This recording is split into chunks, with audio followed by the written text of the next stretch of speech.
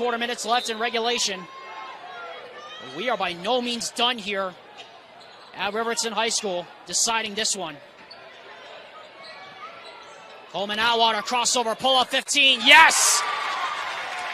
5 points the difference. It's ahead of the field, and he lays it in as Ike Morgan tried to trail, but good finish from Karakis. First field goal of the second half. Coleman Atwater answers back with the darts! It's been Atwater's fourth quarter. He's turned this Davis offense around, getting penetration and hitting shots. Tyler Gibb, this whole place, this whole game has just turned on its head. What's gotten Davis back into this? I think we know the answer, but I just want to hear you say it for the folks at home. It's been Coleman Atwater, and I love what Coach Sims has done in the fourth quarter. We saw a lot in the third quarter. They'd start with everybody out on the perimeter, maybe have Fisher inside. But what they've done is they've started with both Atwater and Eggett down on the block, and they'll run them up to get Eggett a screen and work the two-man game. There's that pick and roll. They get Eggett going with Atwater.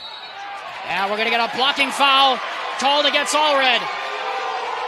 The 18th foul on Riverton, 1-1 for Coleman Atwater, who has seemingly taken over this entire building here in the fourth.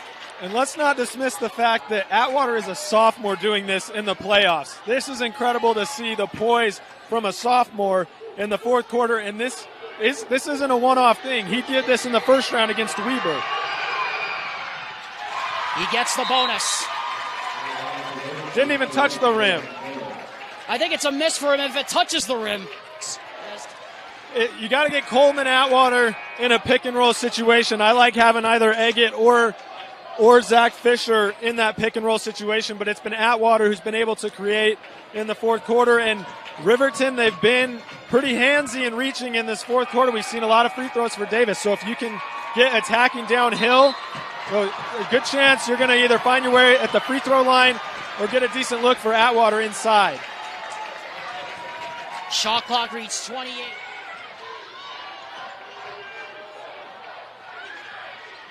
Fisher looking.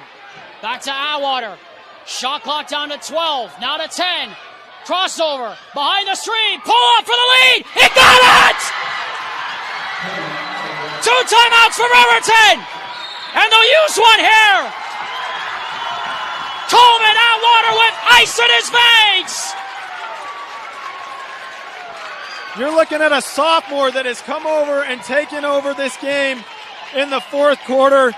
Davis doesn't get anything on their initial look. They pull it back out, and Atwater says, give me the ball. I'm going to go get us a bucket. A tough pull-up jumper. And you can see this sophomore doesn't care the moment. He's just going to go and get his team a bucket no matter how. Now, Tyler, there's 9.5 seconds left. Plenty of time. And we'll see what Skylar Wilson comes up with in a time that they haven't been able to find very many good looks this quarter. We'll see if they can get one. Here we go again.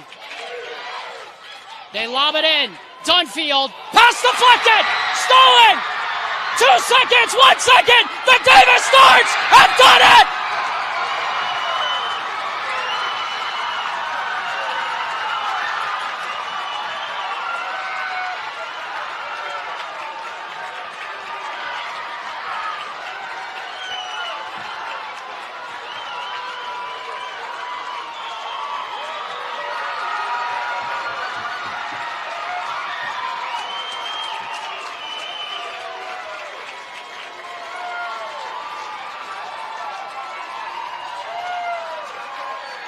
Coleman Atwater with the shot to give him the lead, and Caleb Taylor with the deflection.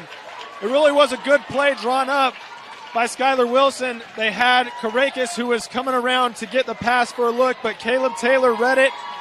He's done a great job all night of getting his hands in the passing lanes, and a great read to seal it for Davis.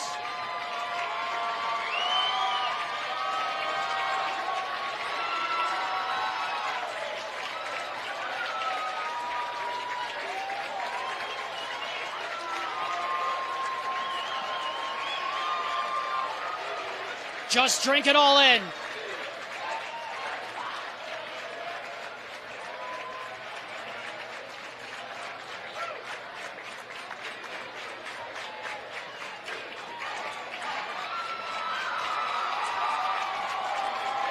These are the moments that make February basketball in Utah so special. The Davis Darts have pulled off the upset.